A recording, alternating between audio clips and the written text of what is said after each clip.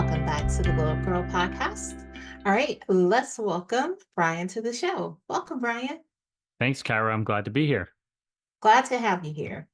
So, why don't we get started by having you tell the audience listening or watching who you are and what you do? For sure. So I'm Brian Sachetta, the owner and author of Get Out of Your Head, which is a Brandon book series that seeks to help folks overcome anxiety and depression. So by virtue of that, I write books, I write blog posts, I appear on podcasts, and I just try to assist people in the fight against mental illness. Awesome. Thank you so much for that. Well, let's go ahead and dive into the conversation because the first question I want to ask is, given this world we live in, why are there so many of us experiencing burnout and anxiety? Yeah, it's a good question. I mean, I think we can kind of start with just looking at life in general today, right? Some people will say that life is more stressful than ever, and that's sort of a way to Mhm. reinterpret the question, right? But why is it more stressful than ever? So I would look at just our lifestyles, right? So you think about on a daily basis, right?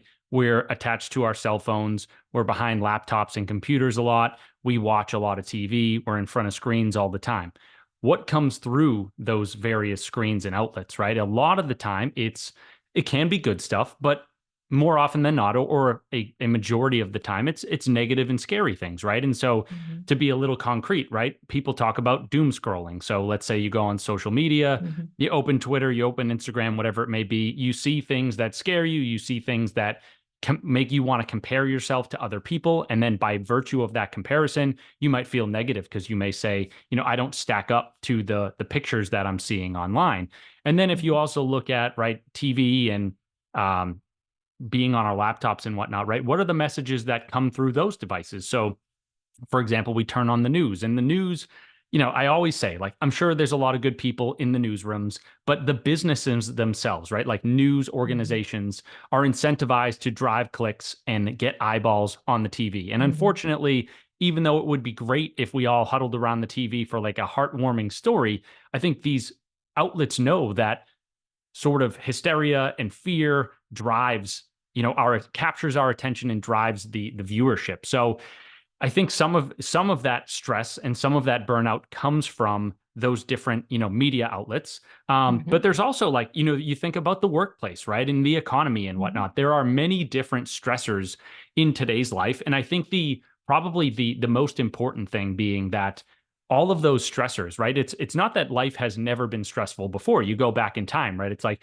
World War One, World War Two. There were Mhm. there's always been crazy things going on throughout humanity. I think the main difference is we hear about those things much more often now and Mhm. often immediately, right? So some people will say, we used, if there was a tragedy that happened on the other side of the world, we might not even hear about it ever, right?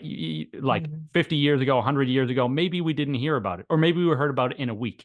Today, not only do we hear about it, but we hear about it within 20 minutes because we find it on Twitter, right? So we're Mhm. bombarded by these scary messages quite often. And I could keep going, right? You think about the workplace and the fact that there's so many competing companies and all that, and everybody wants to hold a job, and we don't know what's in store with the economy and geopolitical conflicts and whatnot. But I think the main thread there is that there are all kinds of stressors. I don't know if there's more than past decades, past centuries, but there are still a lot, and they come to us Mhm. very quickly through our phones and our computers and our TV. So I think that's driving a lot of this anxiety that we're all feeling. Mhm. Yeah, I definitely agree with everything you said. I was telling my husband last night, I was like, I'd like to go back to the 90s or the 2000s. Just give me that time where I didn't have to look at my phone. Like your phone didn't always signify like something, happening, right? Or just going to your social media, like whenever you look at it, there's, like you said, there are all these things that can stress you out. So it's like it's always there. And I think a lot of people feel like I was talking to somebody today and they said a similar thing, like, yeah, I just feel very anxious right now. And it's like if people could feel like there were some ways, right, to avoid this. So, can you talk about maybe some ways that people could look to maybe just lessen the anxiety that they feel daily? Yeah, and there's so many different things that we could talk about, but kind of keeping with the theme, right? So I talked about the stress that we are all encountering and experiencing by virtue of our devices. So if a lot of our anxiety is driven by those outlets, I think it would make sense to say that to counter some of our anxiety, it probably would be reasonable or logical to put the phone away from time to time, Mhm. right? To Mhm. disconnect from social media and the internet and our screens and get back into, what I would call real life, right? So connect with Mhm. other people, have real life in person, face-to-face conversations with other folks and friends and family members. Get into nature, go for a walk, get back into your body, exercise and do things that help you detach from the thoughts that are swirling in your mind. Um, Mhm. I guess I'll pause there because that's the one that makes the most sense to me based on the preamble I gave a Mhm. minute ago. But might it also make sense to talk about some more individualized or specific tactics that we could employ that don't necessarily have to do with technology? Yeah, I think that would be good also because I'll tell you why is because I literally had this conversation yesterday with somebody at work who I said to them, I was like, yeah, we've started to implement like no cell phone Sundays in my house again, where between the hours of like 12 and 6, we're trying to put our phones away and just like enjoy each other, just enjoy whatever it is we decide to do. And the person on my team was just like, oh, I mean, well, what if like I can't do that because what if my mom calls and blah, blah, blah. And I said, well, when we do this, like we let our families know, like, hey, we're taking a break from the phone right now. We'll be back, we'll get pick them up. But it's just because people have that fear of that they're gonna miss something. So yeah, if there are some other things you could tell us about that would help maybe with anxiety, we'd love to hear those too.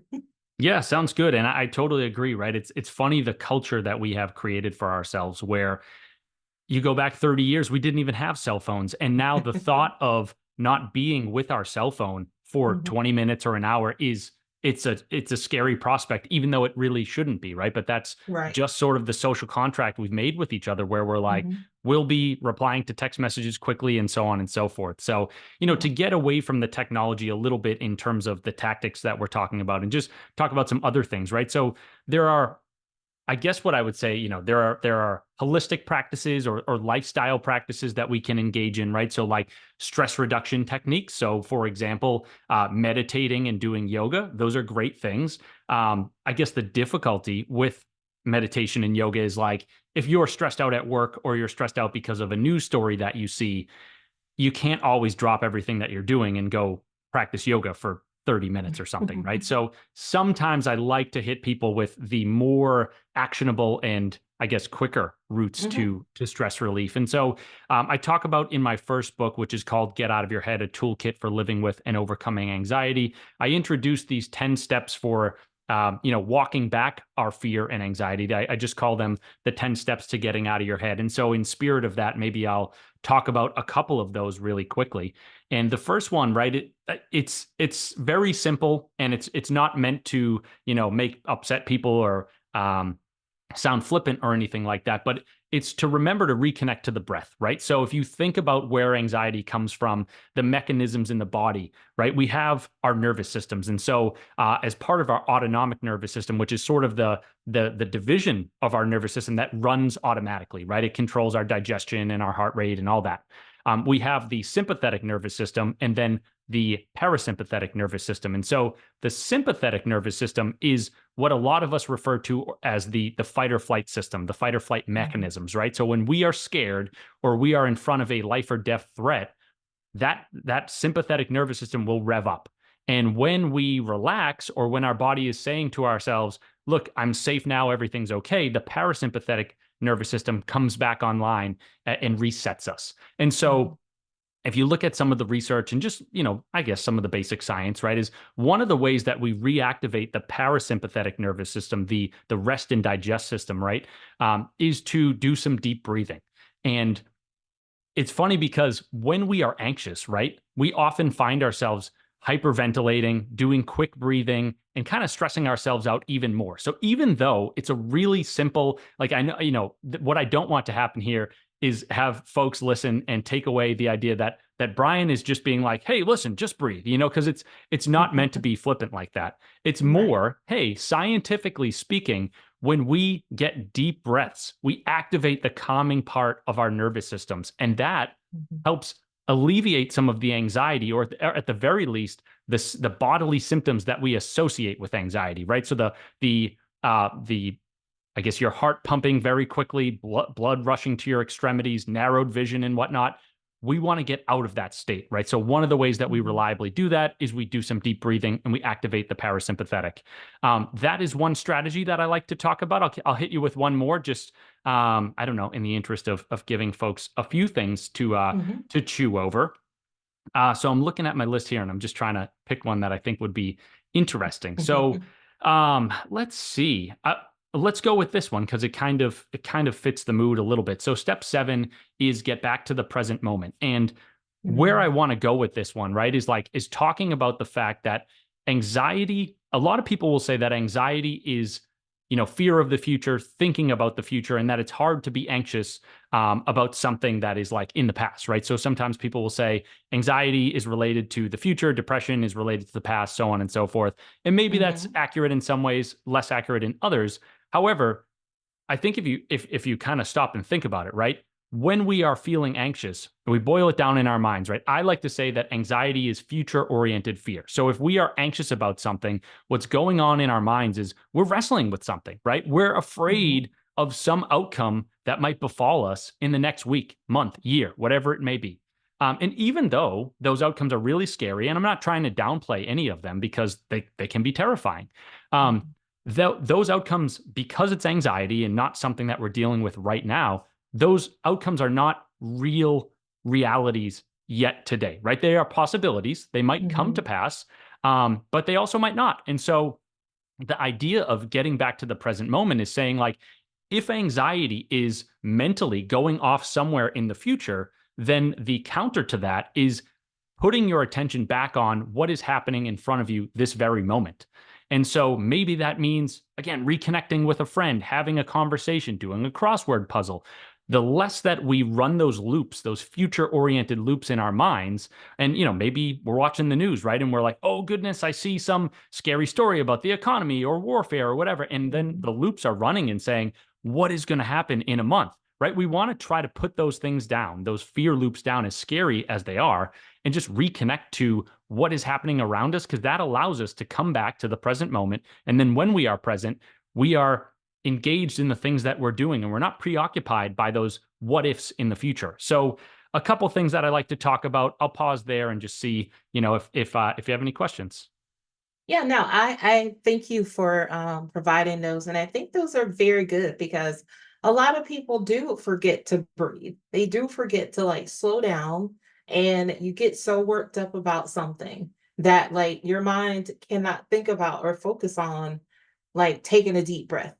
Like I do meditate and I found like good 15-minute meditations that I'll do during the day. And like when I take a break at work, I'm like, nope, just gotta refocus and recenter myself because I need to do that. Or just I think your point on being anxious about the future is also really good because there will be, just say for example, people will have meetings, right? Like they know they have this. I'll use myself as an example. When I used to work at my old job, I had this meeting that would happen on Wednesday afternoons. And I hated this meeting because it was always like just it brought me so much anxiety every week. And it would like ruin my whole like Monday would be good, Tuesday would be like okay, but then Tuesday, like in the afternoon, I start thinking about that I had to go to that meeting on Wednesday at 3. And then on Wednesday, you could forget it. Forget about it. It was just like the whole day was going to be terrible because I was already forecasting that it was going to be bad because I'd had a couple of bad experiences in the meeting with some people. And so then I had to start telling myself, like, no, like you have to think good. You have to think positive about this. You are in control. You are leading this meeting. I start to like just slow myself down because I would be like gone. I feel like I'm like, nope, nope, nope, nope. I want this over. So I think that it's always good to have those things that you can go back to help you. And I also just like the transparency of all of it all. Like we all have situations, we all have things that we find to be fearful of that we might, worry about. And that's okay. Like it's okay to recognize those. It's okay to like call them out, to put them down. And I like being able to write them down because then you see them. I feel like it gives you more control. Yeah, and I love the point that you brought up, right? And one of the things that I try to stress in all my conversations and writings and whatnot is like, I am not somebody sitting here being like, hey, just get over it. It's easy and whatnot, right?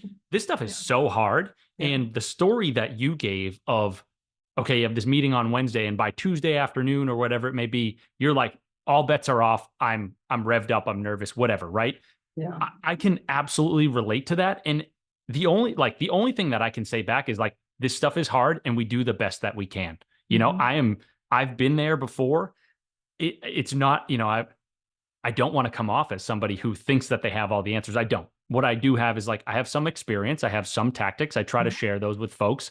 But I think the most important thing, the thing that you just ended with, right, is like the the fact that we can be open about this stuff and talk about it, that makes Mhm. dealing with it easier. Doesn't mean it goes away, but sometimes, right, like, or often, I mean, honestly, a lot of the time our suffering is generated by our unwillingness to open up and talk about this stuff. Mhm. And sometimes, right, there's a story that one time I gave a, I guess I gave an interview. Is that, or I interviewed somebody, Mhm. and Mhm. this woman walks in and she's just like, oh my God, I'm so nervous. I'm so awkward. This is the most awkward thing I've ever done. And to me, it just felt like I know that she was very scared, but to me, I feel like it just like brought the tension down in the room, right? Because it was Mhm. like, she's not hiding anything.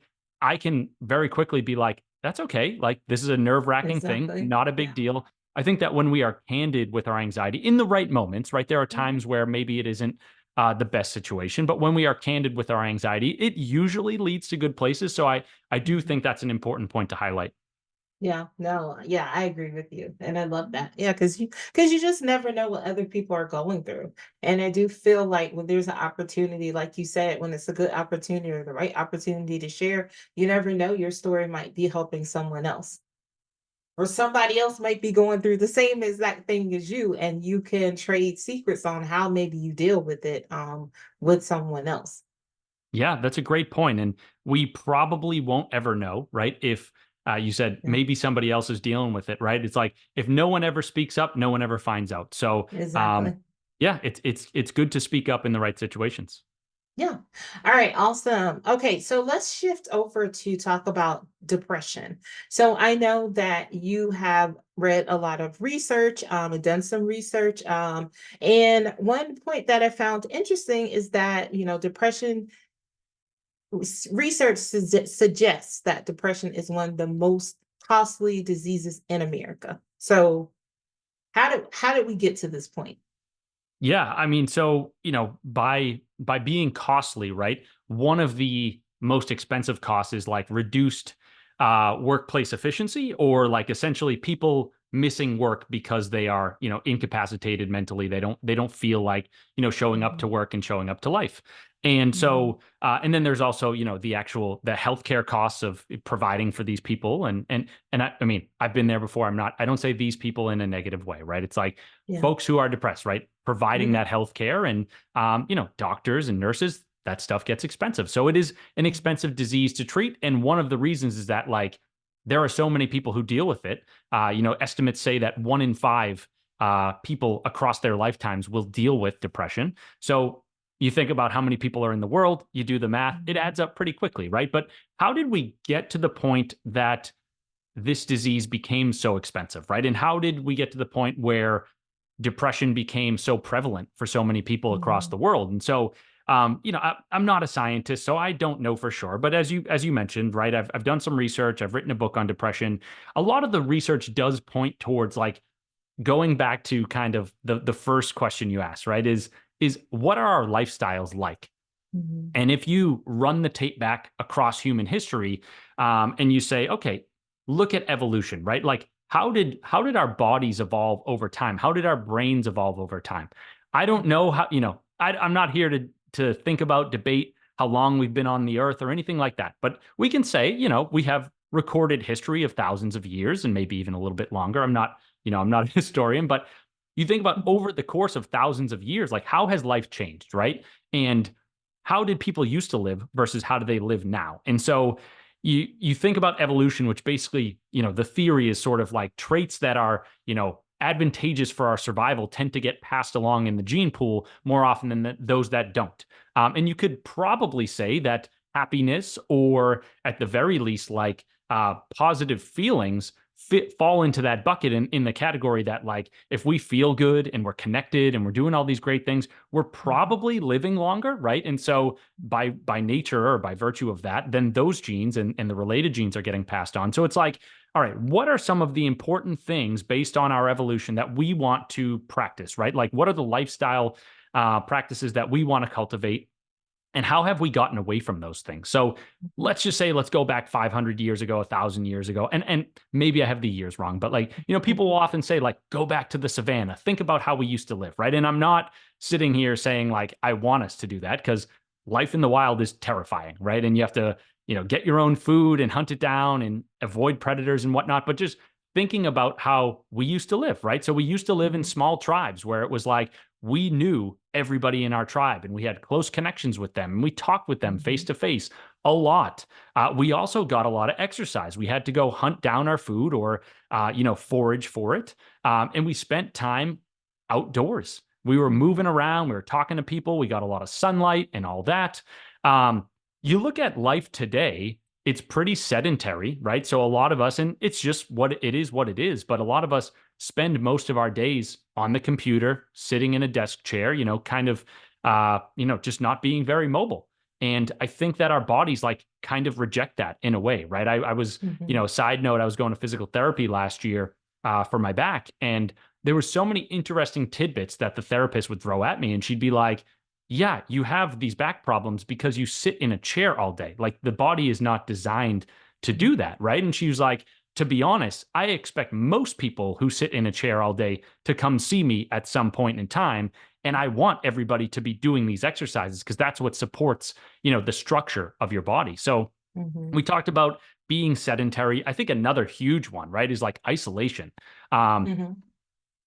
Again, we used to live in these small tribes and we knew everybody. And even, just 20, 30 years ago, we lived in communities. And before cell phones and the internet and whatnot, like, we had to get together with people and have festivities and parties and Mhm. whatnot. And I'm not saying that we don't anymore, but you look at a lot of people's lifestyles, including my own, right? It's like a lot of us live in cities where we live in small apartments. We're isolated from one another. Maybe we live by ourselves. I do live by myself.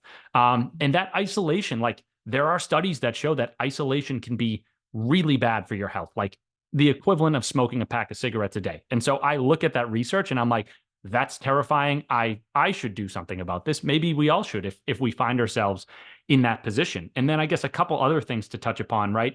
Um, Unfortunately, life is life, right? And we have bills to Mhm. pay and commitments to make. And so Mhm. if you have a mortgage, if you have rent, whatever it is, you probably have to work a job, right? And I guess by virtue of that, you might not be able to find a job that you really enjoy. Maybe you just find a job that gets you by for now, right? Mhm. And I'm not judging, because, like, we all find ourselves in those Yeah. positions from time to time. The Mhm. difficulty, though, right, is if we are not connected to that job, energetic about it, passionate about it, that Mhm. bleeds into a lot of parts of our lives, and that brings our mood down, right? And then all of a sudden, it's like, as we saw this. This is another tangent, but I took Mhm. a psychology class in college, and this is a little, I don't know what the right, little glib or whatever, but they were, we were watching a movie about happiness, and they're interviewing all these different professors and actors and whatnot, and some guy comes on the screen. I wish I could remember who it was, but he's like, if you don't like your job and you're not having sex, you're not going to be happy. I'll put it that much, right? Put it that way. And to a degree, like, I think I agree with that, right? It's, if you work 40 hours a week and you seriously don't like that job, that's a lot of your life. And so Mhm. that's going to bring your mood down. I guess we talked about, a lot of these different things: sedentariness, isolation, disconnection, and whatnot.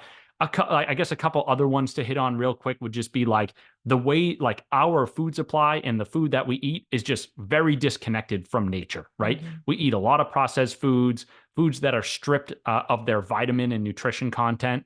And if you get serious about, like, what you're eating, and you look at the different foods and maybe you put them into MyFitnessPal or a calorie tracker or something, some of these different apps, you can see the actual nutrition content, the vitamins, the minerals, that's in the food. And often you'll like start putting these things in. You'll be like, oh my goodness, I just ate a bag of chips.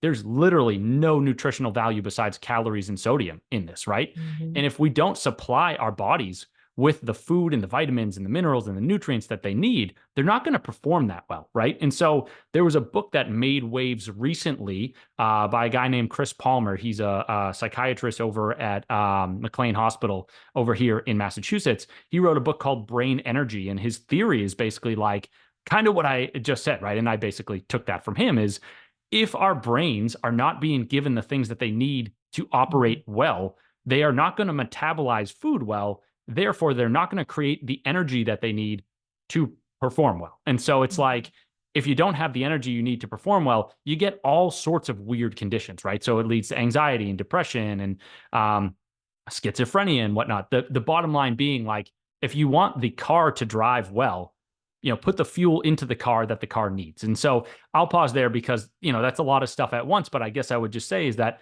we are living lives that are very detached from, how we used to live them. Hundreds of years ago, Mhm. thousands of years ago, we are disconnected from our nature. And I think all those things add up quite a bit and lead us to these lowered moods, which eventually, manifest in depression. Yes. No, no, I think that's really great. Because I think thinking about it as like seeing, depression as like a disease of disconnection, I think you might immediately just think like, oh, you are like disconnecting from others, but you had so many good points about from the people, right? Not only the people, but the work we do, and then also the foods we eat. Like you're disconnecting from your like your health. Like it could lead to so many things that could damage, just cause you to just really be unhappy in life. So would you say that you see it as a just an overall like a disease of disconnection? I think that is one good way to put it for sure. Because you think about it, right? You run through all the things we just talked about. If you're connected to friends and family, if you're connected Mhm. to your nature, if you're connected to your emotions and your passions, uh, good food, nutrients, all those things, I think it would be pretty tough. I'm not saying it's impossible, but I think it'd be pretty tough to have Mhm. that full list of connected things and then say Mhm. I'm still depressed, right? I think it would be Mhm. challenging. So yeah, I mean, in some Mhm. ways I definitely think we could say depression is a disease of disconnection. Yeah. No, I love that. And I think the all the background you gave just made it very clear and real because I think a lot of times when people think about depression, they're just like, oh, this person's just sad or, their mood is down. But your mood could be down because, like you said, your brain's not getting the nutrients that it needs. Your body's not getting the nutrients. Your body can't perform well because you're not feeding it well. And you're like groggy because you're like you said, you're eating that bag of chips that provides no nutrients. And if you keep eating those and you never eat a solid meal that is like nutritional, what's going to happen? So, Absolutely. I think that's a very good point. Okay, so let's talk about like how someone, like besides maybe reconnecting to things that we're passionate about and things that, meaningful pursuits. What are other ways that people can try and manage depression? Yes, it's a good question. There's kind of two answers or two parts of the answer that I'd like to provide. So the Okay. first is just the tactical, like, okay, we talked about reconnecting to things that we care about. What are some more of those like behaviors that we can engage in that will Mhm. lead us away from depression? The second piece is a little bit more of a holistic and I guess maybe semi-inspirational sort of route, but we'll get there when we get there. So thinking about things that we could do to maybe manage our depression, there's a lot of research around exercise. So there are many studies that say that like being on an exercise plan doesn't have to be like totally regimented, but like just getting regular exercise. 30 minutes, Mhm. 5 days a week or something like that. Can be just as effective, if not more effective, in the treatment of depression than psychotropic drugs. So, being on an antidepressant. I don't ever say something like that to, you know, give the indication to somebody that like they shouldn't be on psychotropic drugs. That's a determination that a listener, a person makes with their doctor, and that is not something that Mhm. I get in between. My general philosophy and kind of where I'm going with this answer is depression is a hard battle, and you need as many tools on your side as you can get. And so Mhm. if your doctor is like, I think these antidepressants are going to work and I see them working in you, that's one tool, right? Mhm. If we look at the research and we say exercise can be another one of those tools, we put that in our mental health toolkit as well. Connecting with friends and family, right? Like all those sorts of things. So, I guess a couple others just to round it out, and then we can get to the second part of the answer. But so we, if depression is a disease of disconnection, I think we can also say that at times it can be a disease of imbalance, right? So Mhm. maybe what happens, right, is like we have these different pillars of our lives. So let's say, our intimate relationship or family life, our social life, our spiritual life, or if you're religious, whatever it may be, right? Your career, your finances. When any one of those important pillars goes way off track, it's possible that all of a sudden you wake up and you're like, I am bankrupt. And because I'm bankrupt, I have lost hope. And because I've lost hope, I feel depressed. My wife left me. That was that was the most important relationship in my life. I don't know what I'm going to do next.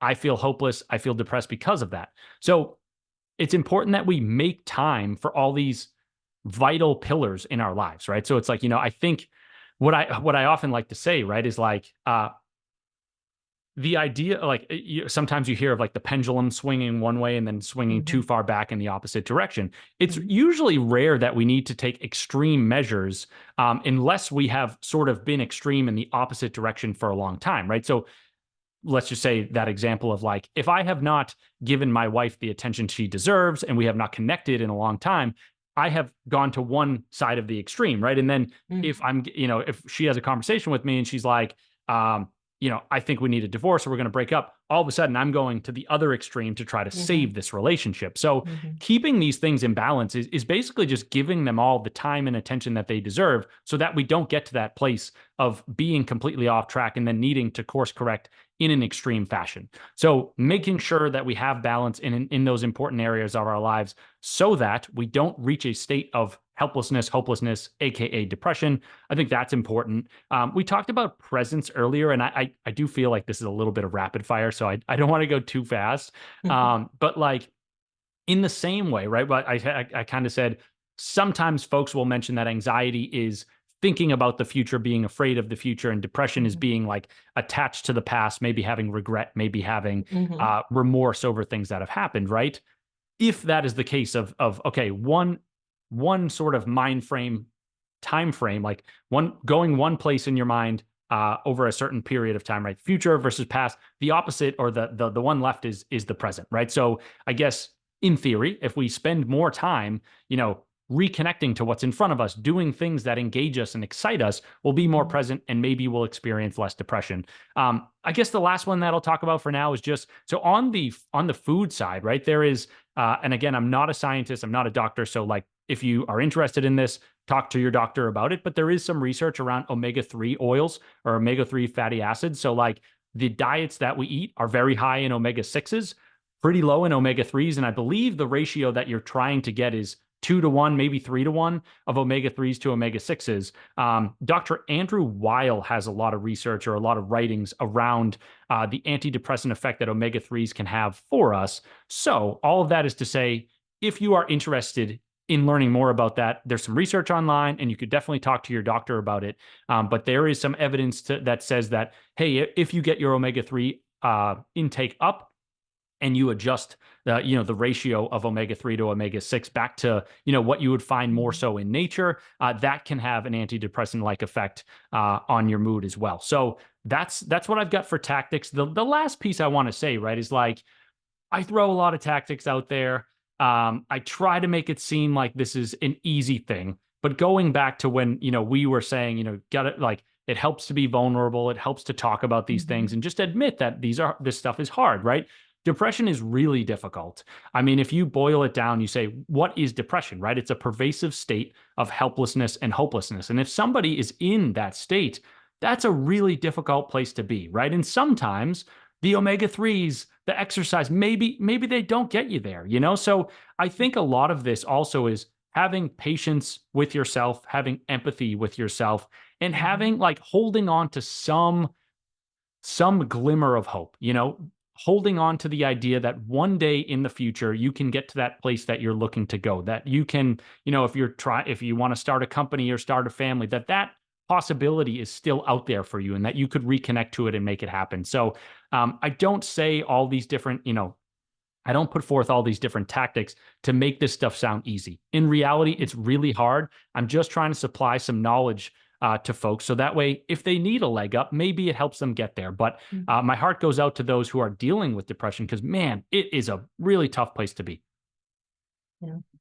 No, I definitely appreciate all the tips and all the strategies that you provided because I think it's a process for people. And sometimes, it might not be the first thing that someone says, I'm going to go talk to a doctor. Maybe someone listening or watching us right now, they may be saying, well, I'm going to try some of the things that, that Brian's provided today. So it might just be like a step one of just trying. And then also someone hearing from, someone else that is being vulnerable about things that they've experienced. And I think like that makes it a lot easier for someone because you're giving them grace, you're giving yourself grace. We're all giving ourselves grace and being empathetic towards what other people may be experiencing because you never know. You never know when it could be you. I mean, like we all have moments. We all have those moments where, like you said, the pendulum swings a certain way. And sometimes, a lot of times, those things happen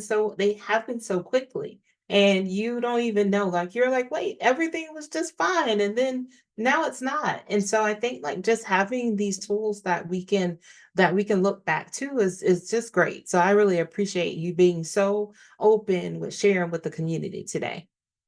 And I appreciate you having me. You hit a lot of nails on the head there. Just, the fact that uh, being vulnerable about this stuff, giving people grace, and just like being there for one another, right? We are Mhm. all humans and life is hard. But if we can be there for one another, I think that goes a long way. Yeah. All right, so let me ask you to tell those listening or watching out there how they can connect to you, where they can find you, and how can they learn more about you and what you do. Yeah. So best place to find me is my website. So that's getoutofyourhead.com. All one word, no dashes, no spaces. I'm semi-active on Instagram. The account there is also get out of your head, no dashes, no spaces. I try to separate like my personal account from the writing and whatnot. But Mhm. I always, say to folks on podcasts, like, if you have something that you want to say, if you think I could be helpful, please send me a message. Like the most valuable thing for me in this journey is to help other people. And so if I can be of assistance, I'd like to try. And also, I think it's just important to connect with each other on these different subjects that are hard to deal with. Awesome. Thank you. I love that. All right. So we're going to transition now. We're going to do three things with Brian. And I'm going to ask you three questions that just helps our audience get to know you a little bit better. So the first question is, how do you start and end the day? Yeah, I mean, I don't want to make it sound as though I always do the same exact thing, right? Because I'm not perfect. Um, let's say at least on the weekdays. So I wake up, I do a 10-minute meditation session, and then I go for a walk. When I come back from the walk, I make a smoothie. I feel as though those things in combination, right? Like the meditation helps me wake up a little bit, but also stay calm. The Mhm. walk helps, activate me a little bit. And there's some science out there. Dr. Andrew Huberman, who has a very popular podcast, he popularized this idea last year of like, or maybe a couple of years ago, of like getting sunlight into your eyes in the early morning. It sort of makes it so that your circadian rhythms are more like, uh, I don't know, the cycle of your circadian rhythms, or I forget the exact wording, but he's like, basically, you want to get the sunlight in your eyes in the morning. So that way, like your body knows that it's time to start the day. And then that way, basically it has its internal clock, right? And that clock is adjusted the Mhm. right way. And then the smoothie, like honestly, I try to put nutrients in there, right? So I'm getting Mhm. kale or spinach, maybe a banana, some chia seeds. I find as though like that is a good way for me to get nutrients without having to think about it too much. Mhm. And I don't know, I've just become accustomed to it. It's a little bit of my morning tradition. I've been doing that for, I think maybe 11 years now. Nice. ending the day, honestly, that one is much more variable. I just try to be candid. One of the things, right, is like I'm a software developer by trade, and that's how I pay my bills. The podcasting, the writing, the mental health stuff is my nights and weekends gig, which is great. But at the same time, right, it's like there are moments when it's like, okay, it's 11 o'clock and I'm still writing. Like I got to shut the computer. And the most difficult thing about that for me is, and for everyone really, is like you're staring into like this white page, of a Mhm, document, trying to get writing done. And also, thinking really hard. Like your mhm. brain is going, going, going. And then you shut the computer and you're like, all right, time to go to bed now. And I'm just sitting there for like an hour or two. And Yeah, that's just how the brain works, right? yeah. Like what I'm trying to say is I need to get in a better habit of winding down. And Mhm. I wish I could do that more reliably. The thing that I come up against is like, I go to work, I come home, I make dinner, I work out, maybe I do a little bit of writing or whatever. And then it's like 8, 9 o'clock. And I'm like, if I adhere to this schedule where I wind down for another hour and then I go to bed, like I'm never going to get anything done. So Yeah. that's something that I got to figure out. Maybe, maybe I get a little more work done on the weekends. I'm not sure, but yeah, that's the answer. I feel you. As a workingpreneur, I have that same battle like every night. Okay, so what's a goal or intention that you've set for yourself this year? Yeah. So, goal for myself, I have been working on. It kind of stinks to talk about. I wish I could say that I've been working on a third book and that I want to get that out. I've been working on rewrite or like editing my first book to basically my goal, right, is like if somebody finds me, they're probably finding me through my first book. I wrote that Mhm, book now 7 years ago, and it was one of the first big things I ever wrote. So like my writing has improved since then. And I want to make sure that if somebody finds me, that book is as good as it can be. And mhm, I know right now, like the version that's in the store, I'm very proud of it and I'm happy with it, but I know it can improve. So I've been spending a lot of time getting that tightened up. And to be honest, I've been working on it for the last couple of years just because it's not mhm. like I'm working on it every day. I Yeah. have nights, I have some weekends, and I've taken a lot of vacation to work on it. But editing is hard, and like people will often say, like, Mhm, you're in the weeds, you're rewriting sentences, and you're like banging your head against the wall. That's where I'm at. But the goal is I want to finish that, be done with it, and put it into the stores by the end of the year. I would hope it's sooner than that, but writing is a very humbling process. mhm, I remember there's been so many times where across these 2 or even 2.5 years, I've said to friends like, "Oh, I'm on this last draft. I'll be done. I'll be done this weekend."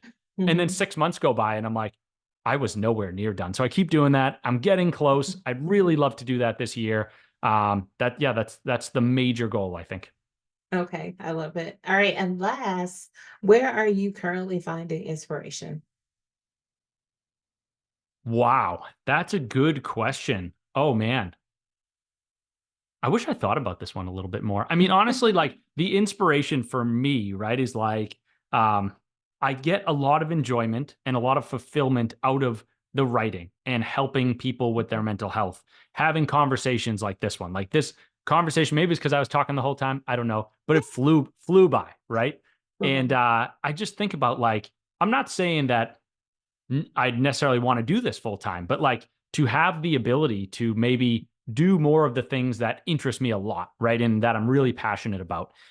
I'm not saying it's ever going to happen, but the inspiration for me, right, if I'm lining up my two answers is basically saying, okay, if I get the edit of the first book done and then I reach more people and I sell more books, I make more of an impact, I'm going to feel better regardless mhm, because of that.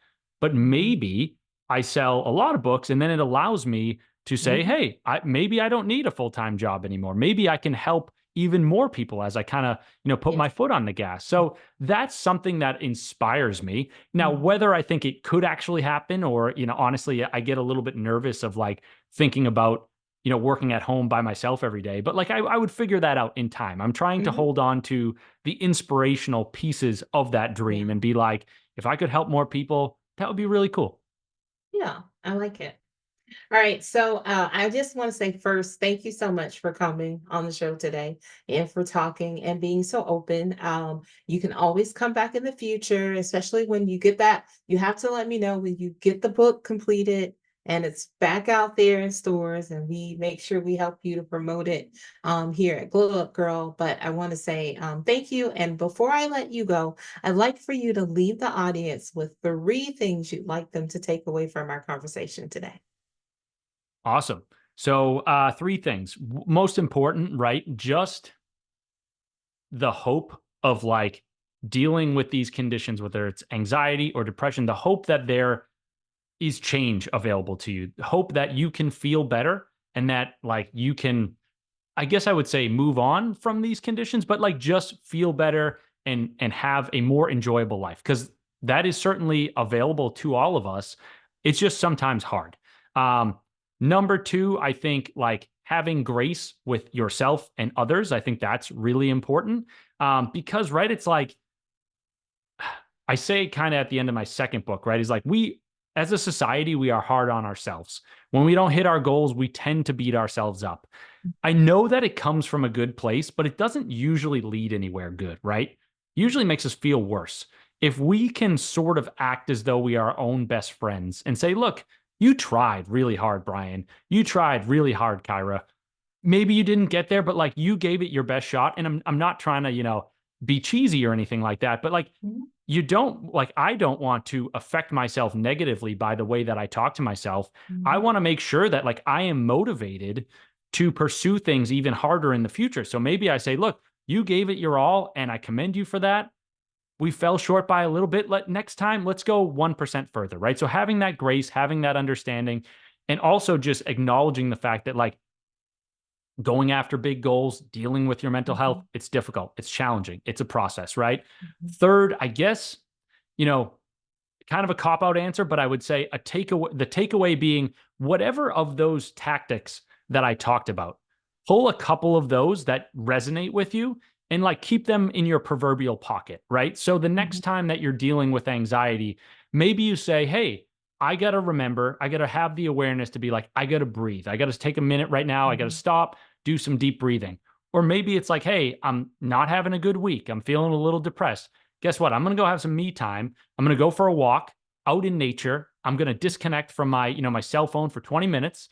If anybody needs me, I'll get back to them after that. Take some mhm. of those tactics and just put them in your mind, so that way the next time that you find yourself in that position, you're more able to pull them out and just like have them at your disposal. So those are the three. I really enjoyed my time here. I'm sure I talked a lot, but I really thank you for having me, Kyra, and I enjoyed myself.